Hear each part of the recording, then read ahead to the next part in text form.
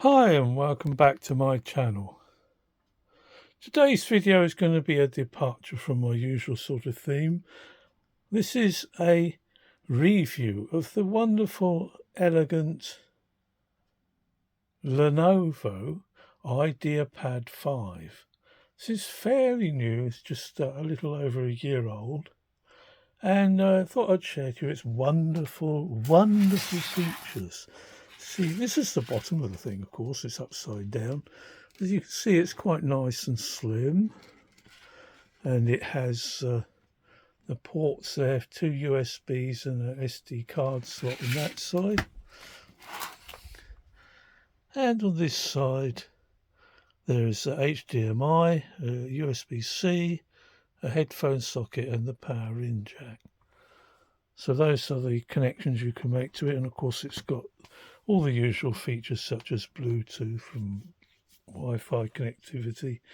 So that's the underside of it, and as you can see, again it's quite slim, quite elegant. And now we'll have a look at the top. Finally, to have a look at the top, because the top of course is its most wonderful feature. It's the piece you notice most of all. As you can see, it's a nice black finished aluminium case, and as you can see, there are these wonderful bolts on the outside too. This is an elegant feature which is quite unique and wonderful.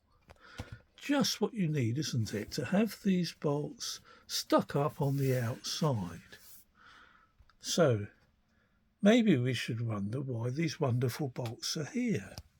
Well, this laptop, which is just over a year old, starts to fall to pieces almost immediately within a few months. And then at first I thought, oh well, maybe it's just one particular one. But what you find is that these hinges on the top, which are elegantly fixed this side as well, but you can see by the other end of the bolts, because they were originally screwed into a piece of plastic which just broke. And it broke this side first. And I thought, oh, well, maybe it's just bad luck. Maybe the adjustment was too stiff and it just pulled away. And I took it all apart, took the hinge out, loosened it off, and glued it in with some strong glue. I thought, right, that's the problem solved. Then it's just unlucky. I reduced the stiffness this side a bit while I was at it, so it was just enough to hold the top up. And think, well, okay, it's still usable, and I was able to put the trim back and it looked the same.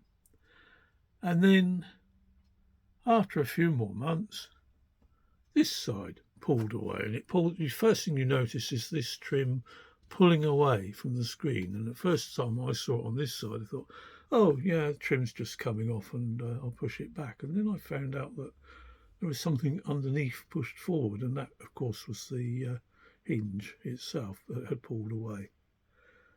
So the final outcome was when this side went as well, the whole thing flopped over. Pulled this side out again because it was only glue, and the glue is not going to be as strong as the original fixes, even though they were weak. And I thought, right, we have to turn to another solution, something which I had thought of doing before, which was to actually take a drill and drill right through where these screws went through. There is actually a third one, but I'm just relying on glue and the extra support of these two screws to hold it. So that's what I did. I drilled right through, put the bolts right through the hinge. I mean, I'd also slackened off both hinges to about the same tension, so there is enough to just about hold this up at the angles you like to use it. But it's got to be minimal so that the hinges don't break again. Put the bolts through, screwed them up on this side, and then just got a Dremel and cut the tops off. Now, I know it could be done neater than that and made to look better, but I thought the thing is, if I've got it like this and I go somewhere and somebody says, why have you got those bolts on your laptop? I can make sure that I spread the word. that these Lenovo hinges on